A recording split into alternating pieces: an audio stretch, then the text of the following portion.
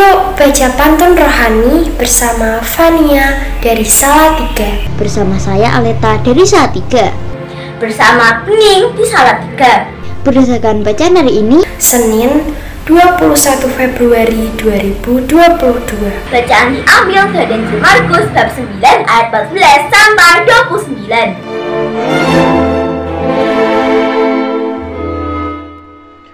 Bapak, Ibu, Saudara-saudari yang terkasih dalam Kristus, Mahatma Gandhi pernah berkata demikian, berdoa bukanlah meminta.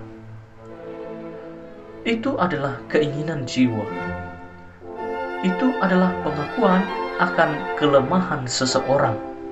Lebih baik berdoa dengan hati namun tanpa kata-kata daripada berdoa dengan kata-kata namun tanpa hati. Banyak orang selalu berpikir bahwa kalau kita berdoa maka perlu kata-kata yang indah dan panjang. Kalau doa itu dibacakan maka perlu nada suara tertentu biar lebih mantap di hadirat Tuhan dan lupa untuk bersyukur kepadanya. Sebenarnya berdoa mengarahkan hati dan pikiran kepada Tuhan. Dan ini berarti hati dan pikiran yang terarah kepada Tuhan dapat mengubah seluruh hidup kita.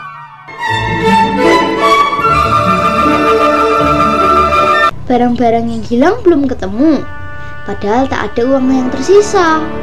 Aku sudah minta pada muridmu, tetapi mereka tidak bisa.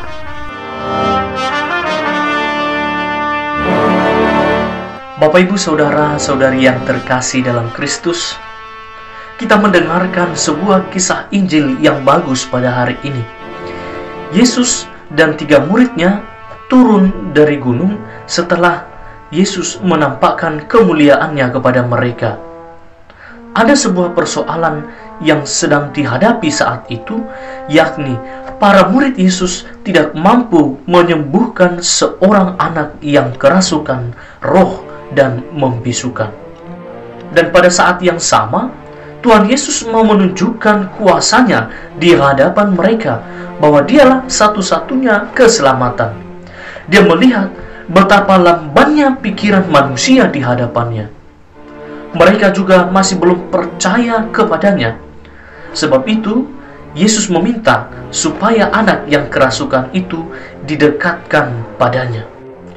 Dan setelah berdialog dengan ayah anak itu, Yesus menyembuhkannya. Hal lain yang Tuhan Yesus lakukan adalah menyadarkan para murid untuk berdoa sebelum mengusir roh jahat. Doa adalah nafas hidup orang beriman. Maka apapun kesulitan dan tantangan, kejahatan akan tetap dilawan dan dihancurkan. Semua itu dapat dilakukan hanya dengan Tuhan dalam doa.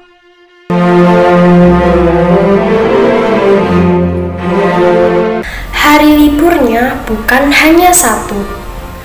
Kalau Senin bertepatan hari raya, kata Yesus pada ayah anak itu, tiada yang mustahil bagi yang percaya.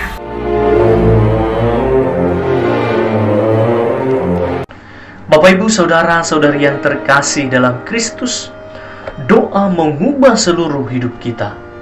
Hanya melalui doa, maka kuasa apapun di dunia ini tidak akan mampu melawan kuasa Tuhan. Roh jahat ketika berhadapan dengan Yesus, perilakunya benar-benar berubah. Di hadapan manusia, roh jahat menunjukkan keperkasaannya dengan membanting, menggoncang, menggulingkan anak yang kerasukan ke tanah hingga mulutnya berbusa. Namun di hadapan Tuhan Yesus, ia tidak berdaya.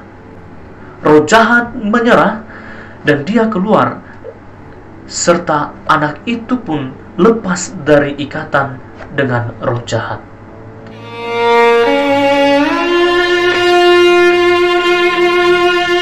Siapapun boleh saja membantu, tidak harus menunggu sampai tua.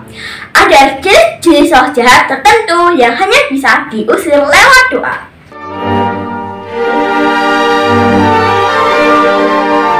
Maka ada dua hal penting yang membantu kita untuk tekun dalam doa supaya menghindari kuasa roh jahat. Pertama, selalu bersatu dengan Tuhan. Persekutuan dengan Tuhan berarti kita membuka diri kita supaya Tuhan benar-benar tinggal bersama kita. Persekutuan dengan Tuhan adalah kekudusan sesuai dengan rencana Tuhan sendiri. Kedua, kita membutuhkan Tuhan Yesus dalam setiap saat kehidupan kita. Dia adalah Immanuel, selalu menyertai kita dalam semua saat dan peristiwa hidup yang kita alami. Tuhan memberkati. Benedictio Dei Omnipotentis, Patris et Filii et Spiritus Sancti, descenda super vos et maneat semper. Amen.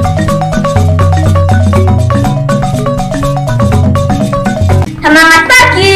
Selamat berteguh dalam iman sambil terus tekun dalam berdoa. Salam seroja, sehat rohani dan jasmani. Berkah dalam. Terima kasih.